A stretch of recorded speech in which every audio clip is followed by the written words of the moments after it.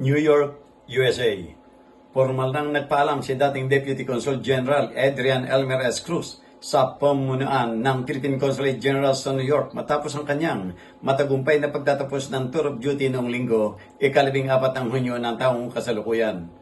Mula nang maupo sa pwesto noong Enero ng taong 2023, naging haligi si Cruz ng dedikasyon at mataas na antas ng profesionalismo na naging katuwang ng mga kababayan sa pamamahala ng mga mahalagang serbisyo tulad ng passport, overseas voting at lalo na sa Assistance to National Section.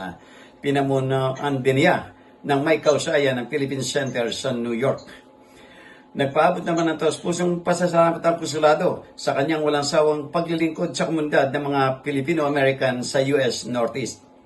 Kasabay na kanyang paglisan, hinangad din ng pamunuan ang kanyang patuloy na tagumpay sa kanyang bagong destinasyon sa kung saan siya ay magsisilbi bilang bagong Deputy Chief of Mission at Consul General sa Embahada ng Pilipinas sa Vientiane, Laos, People's Democratic Republic.